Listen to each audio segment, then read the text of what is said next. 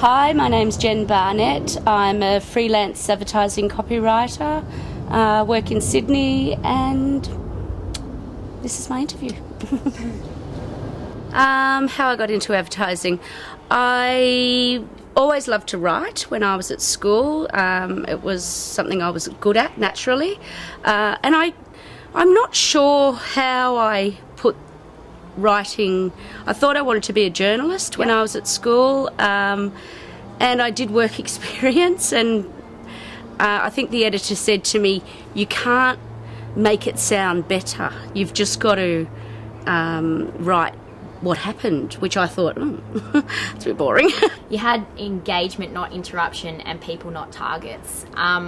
What this means about your mean? style. Yeah, what does this mean exactly? All right. Yeah. Well, engagement, not interruption. Let's take the television ad for an example because it's easy to understand. You're watching your favourite TV show, and then all of a sudden there's the dullest ad in the world, the most annoying ad in the world, someone's screaming, come and get it!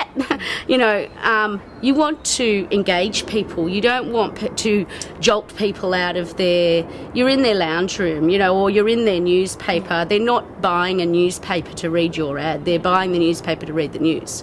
So it's just gonna have that it has to, and I think it has to hopefully entertain people, and I think that's what I try to do, is make it a pleasant experience, because the theory is that the more pleasant you find the ad, the more pleasant you find the company behind the ad.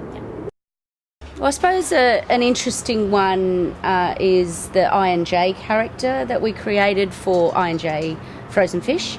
It was obviously aimed at teenage boys eat it, but clearly they don't grocery shop, so their mothers buy that. There was an interesting part of the brief that said that women or shoppers spend 7 seconds at the supermarket freezer because it's so cold. Which makes sense, you walk up, you grab it, there it is. And they get it down to a fine art. They know which fridge. They look for the colour of the box. So you have to get her to break a habit and look for your box in there. So creating that character and branding that character with the name of the brand, which was I&J, really worked.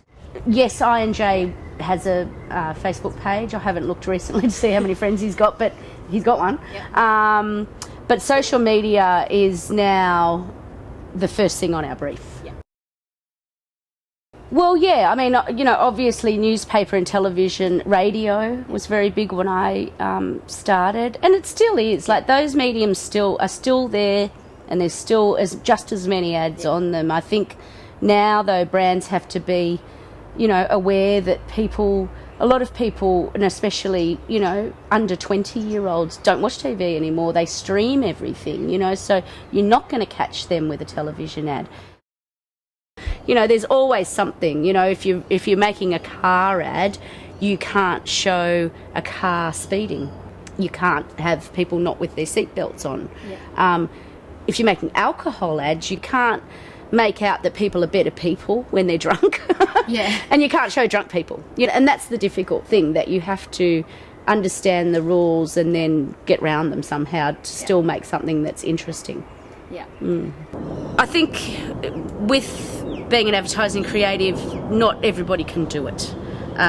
You can try and you can learn, but you see a lot of people start and don't go on because it's not for the faint-hearted.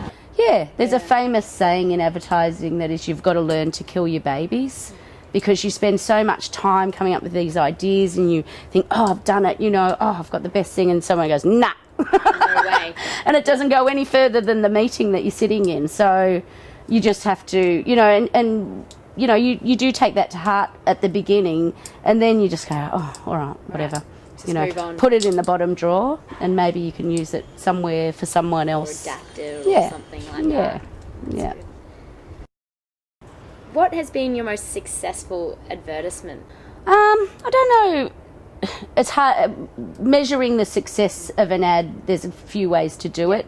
how many cans of beans did you sell is one way to do it. How many people liked it is another way. Did you win an award is another way. So people in advertising judge ads on how many awards it's won. If it's won awards, that's kind of how your work gets judged. There was a Telstra ad that I did a couple of years ago in the Time to Call Your Mum series that I have to say, because there's men run advertising agencies, all the men I work with thought the ad that I'd written, one of the ads I'd written for Time to Call Your Mum, was very soppy and didn't like it. They just thought it was naff. It's interesting because they kind of went, oh, that's a crap ad, because it's all so soppy, and then it was voted the most favourite Telstra ad of the year by the staff of Telstra, which are like 17,000 people or so. Do you know what I mean? So it's a kind of a weird award to win, but it was nice to think that all those ordinary people that work at Telstra thought that was the one they liked the best out of all of them. What do you find the most enjoyable thing about your job?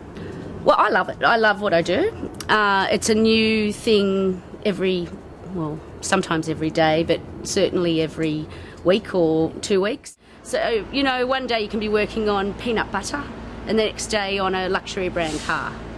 So it's all... So you just find out about these businesses and you get to find out really, really quickly what their business problem is, and so you know stuff about an industry that you would never know anything about, and all of a sudden you're a bit of an expert because they've drilled down to this information that, because they've got to present it to you in a way that you can just get it and understand it and move on with your job.